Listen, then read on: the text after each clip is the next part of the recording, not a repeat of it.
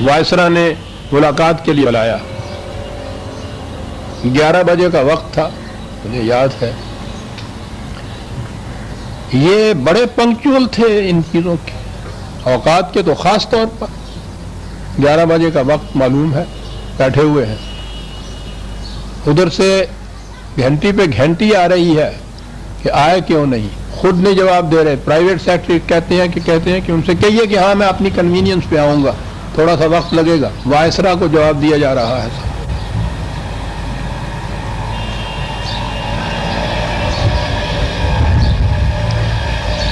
11:15 پہنچے.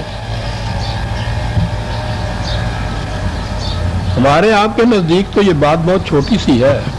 اس نزاکت کو سامنے رکھیے کہ وہ وائسرا ہے، وقت مقرر ہے. اور اس کے بعد گئے اور انہوں نے کہا کہ یہ جو وار کونسل کا قصہ ہے میں اس میں کچھ وضاحت کرنا چاہتا ہوں. اور قائد اعظم کھڑے ہی تھے. کہا کہ مجھے آپ کی وضاحت کی کوئی ضرورت نہیں ہے، اور کمرے سے باہر نکل آئے.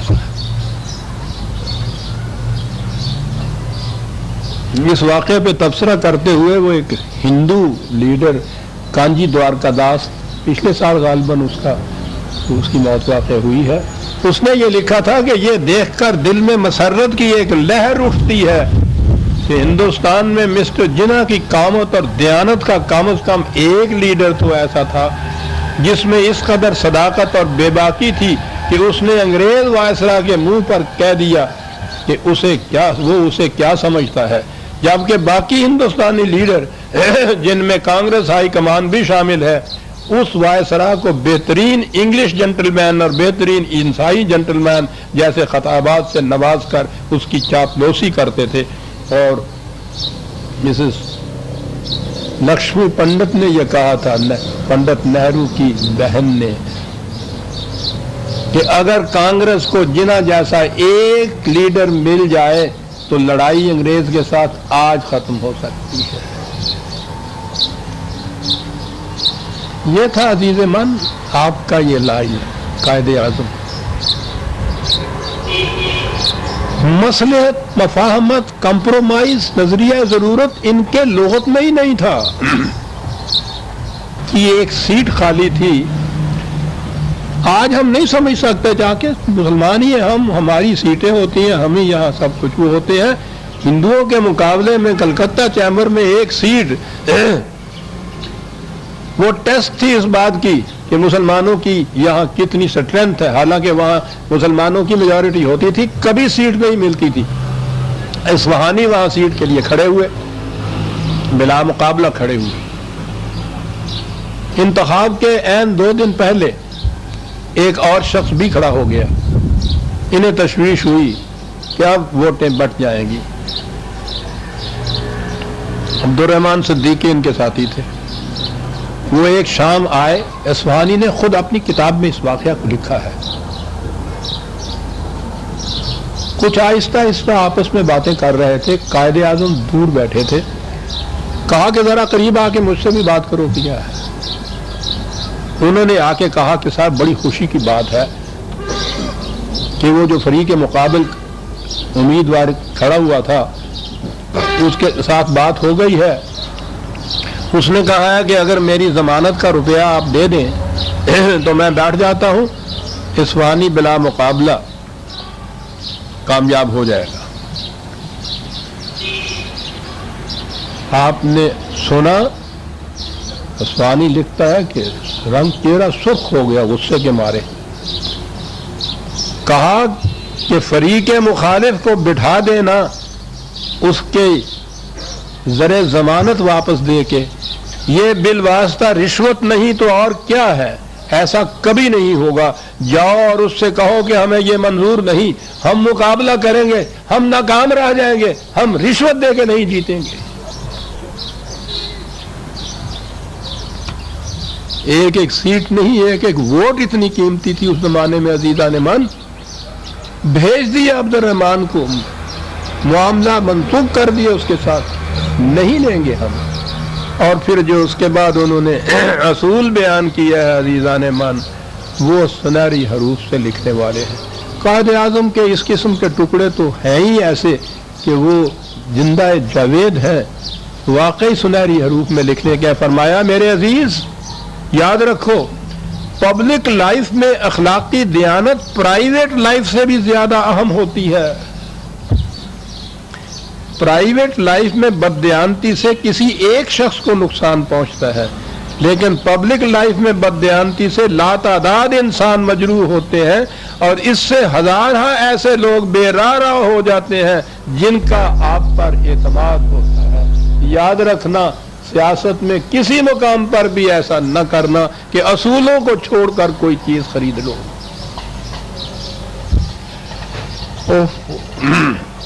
عام طور پر کہا جاتا ہے کہ یہ مسلم لیگ، یہ سرمایہ داروں کی، جاگیرداروں کی، ذمہ داروں کی، کارخانداروں کی یہ جماعت تھی. صاحب حریت پسند اس کے ساتھ کہاں تھے؟ ٹھیک ہے یہ لوگ تھے، لیکن قائد اعظم کا ان کے ساتھ کیا رویہ تھا؟ میں نے عرض کیا ہے کہ وقت وہ تھا کہ جہاں اگر 50,000 روپیہ ہوتا تو تحریک پاکستان کچھ اور ہوتی، آرآر کو دینے کے لیے ہی اگر کچھ پیسے ہوتے تو مسئلہ ہی کچھ اور ہوتا.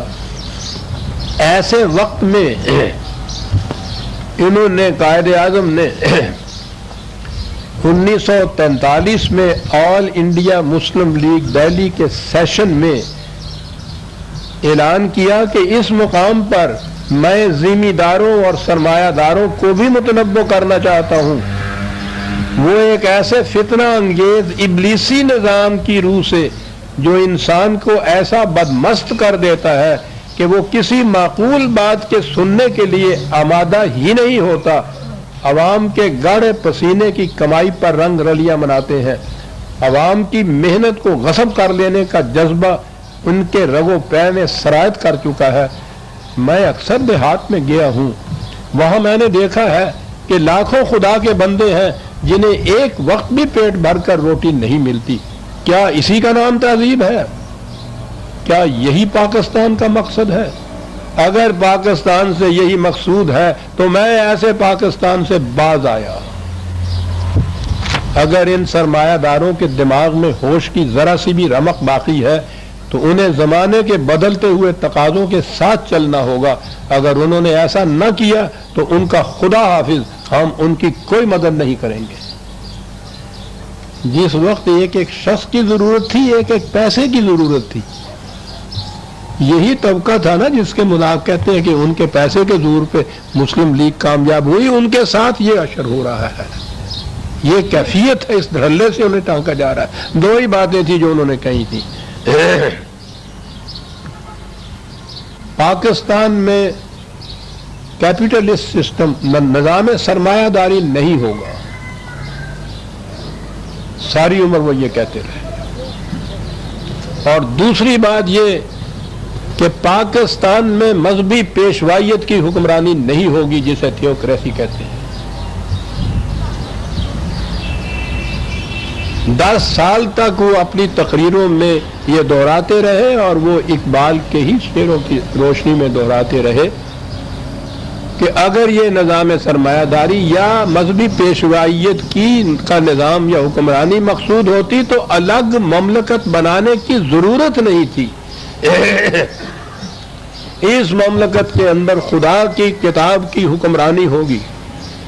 ان کا وہ حیدرآباد دکن کا انٹرویو جو ہے، ان چیزوں کو تو کبھی قوم کے سامنے لایا ہی نہیں جاتا. بہت کم آپ نے یہ باتیں سنی ہوں گی. اس انٹرویو میں انہوں نے کہا تھا کہ آپ جس اسلامی حکومت کی دعوت دے رہے ہیں اس کی امتیازی خصوصیت کیا ہوگی؟ کہا تھا کہ اس کی خصوصیت یہ ہوگی کہ اس میں نہ کسی شخص کی حکومت ہوگی، نہ کسی ادارے کی، نہ پارلیمان کی، نہ جمہوریت کی. اس میں حکمرانی صرف خدا کی کتاب کی ہوگی. ہماری آزادی اور پابندی کی حدود خدا کی کتاب متعین کرتی ہے جو غیر متبدل بھی ہے، مکمل بھی ہے. قائد اعظم کے ارشادات. کہا کہ اسلامی حکومت دوسرے الفاظ میں قرآن کی حکمرانی کا نام ہے. یہ الفاظ ہیں ان کے. اور بار بار یہ کہا کہ متنبع ہو جائے یہ مذہبی پیشوائیت جو ہے، جب خدا کی کتاب کی حکمرانی ہوتی ہے تو اس کے اندر پھر پریسٹ کرافٹ کی اور مذہبی پیشوائیت کا وجود ہی نہیں ہوتا۔ وہاں تو یہ کچھ وہ کہتے ہی تھے، پاکستان بننے کے بعد بھی انہوں نے پہلی تقریر مخاطب کیا تھا امریکہ والوں کو، جنہوں نے پوچھا تھا کہ پاکستان میں کانسٹیٹیوشن کس قسم کا بنے گا، تو ریڈیو پہ انہوں نے وہ تقریر کی تھی جو مشہور بحیثیت گورنر جنرل کے۔ پہلے تو یہ بات کہی تھی کہ بہرحال مسلمانوں پہ مشتمل یہ قوم ہے، ہم جو آئین بنائیں گے تو بہرحال اسلامی ہوگا، اور آخر میں یہ کہا تھا کہ یہ مسلمہ بات ہے کہ پاکستان میں کسی صورت میں بھی تھیوکریسی رائج نہیں ہوگی جس میں حکومت مذہبی پیشواؤں کے ہاتھ میں دے دی جاتی ہے کہ وہ بذام خیش خدائی مشن کو پورا کریں۔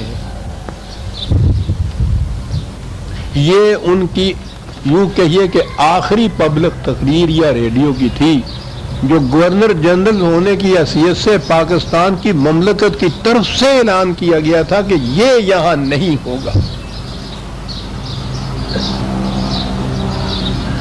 یہ ساری مخالفتیں جھیل کر عزیزان من اتنی عظیم مملکت حاصل کر کے، جو میں نے کہا ہے کہ ایک قطرہ خون بہائے بغیر تاریخ انسانیت میں اس کی مثال نہیں ملتی، یہ سب کچھ انہوں نے دیا، یہ اصول بھی انہوں نے دیے۔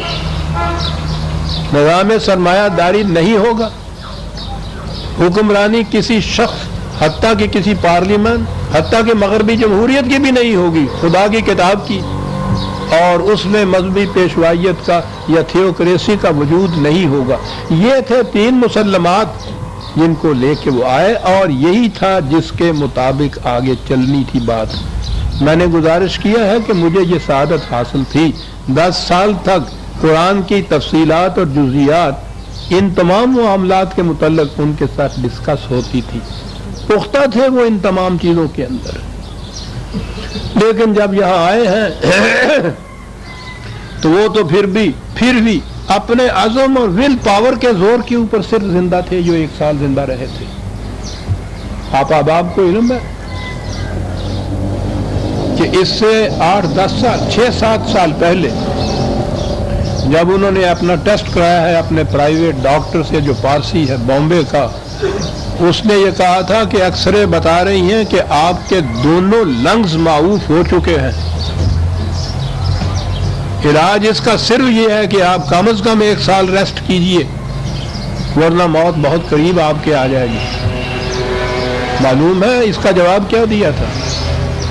اس سے کہا تھا کہ یہ بات نہ تمہاری زبان پہ کبھی آئے گی نہ میری زبان پہ آئے گی، یہ ایکس رے کی جو فلمز ہیں اس کیبنٹ کے اندر بند کر دو اور چابی مجھے دے دو، کوئی اس کو سننے نہ پائے کہ میری زندگی اتنی کم رہ گئی ہے۔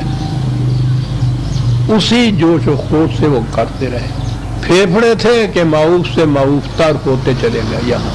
یہاں جب آئے ہیں تو وہ واقعی ول پاور کے زور کے اوپر اپنے وہ زندہ تھے۔ پھر یہ جو ہجوم آیا ہے یہاں مشکلات کا، جنہیں پناہ گزیں کہتے تھے اس زمانے میں، لاکھوں کی تعداد کے اندر بے گھر بے در لٹے پٹے ہوئے، گاڑیاں آتی تھی ہم تو ان کے اندر تھے، اس گاڑی کے اندر تھا میں بھی، پتہ نہیں کیسے بچ گیا۔ گاڑیاں آتی تھیں دروازے کھولتے تھے تو انسانوں کی بجائے لاشیں نکلتی تھیں ان کے اندر، جو زندہ عورتیں جو زندہ بچیاں تھیں کسی کے سر پہ دوپٹہ تک نہیں ہو۔ یہاں جو آئے تھے ہم کراچی میں رہنے کے لیے، ہم جو گورنمنٹ سرونٹس آئے تھے ان کے بلائے ہوئے ان کی دعوت پر، ہمارے لیے بھی رہنے کے لیے کوئی جگہ نہیں تھی، دفتر کوئی نہیں تھا، دفتر میں ہمارے پاس سٹیشنری کوئی نہیں تھی۔ ان درختوں کو میں اب بھی جا کے دیکھا کرتا ہوں جن کے نیچے بیٹھ کر یہ اپنی ہمارے یہاں کے وہ جو ریکارڈ کیسز تھے بکس، ان بکسوں کے اوپر بیٹھ کر بازار سے ایک ایک کاغذ مانگ کر ہم کام کیا کرتے تھے دفتر کا۔ پہلی تنخواہ دینے کے بھی پیسے نہیں تھے، फौज बटी हुई नहीं थी इंडिया के पास, असला सारा वहां था। और दिसंबर 47 में हिंदू ने फैसला कर लिया था पाकिस्तान पे हमला करने का। वो तो नेहरू की एक साल थी जिससे उन्होंने कहा था कि अभी नहीं। ये हालात थे जिसमें वो कायदे आजम था। और फिर ये सारा हजूम जो जहां आया है, बेघर बेदर लुटे हुओं का, उनके सारे इंतजामात, सेहत की ये कैफियत, इस आलम के अंदर वो पता नहीं किस तरह एक साल जी भी गए।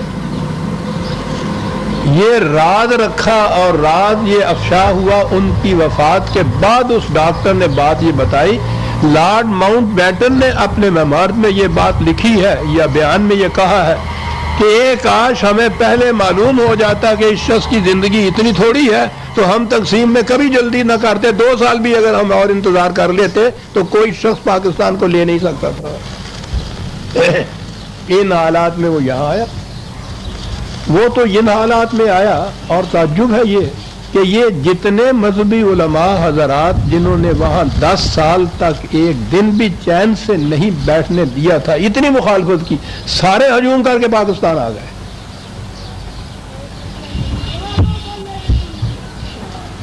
पूरा देवबंद, पूरा बरेलवी, जमात इस्लामी, अहरार, अंसार, सारे हम।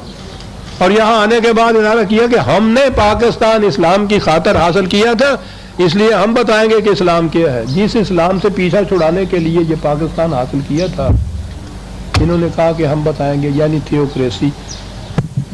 और अब वक्त तेजी से जा रहा है, गुंजाइश नहीं, वरना मैं अर्ज करता कि फिर एक सोची समझी स्कीम के मातहत किस तरह आहिस्ता आहिस्ता वो इस मकाम के ऊपर आज हमको ले आए हैं कि पाकिस्तान में वही थियोक्रेसी राज है जिसे मिटाने के लिए पाकिस्तान हासिल किया गया था।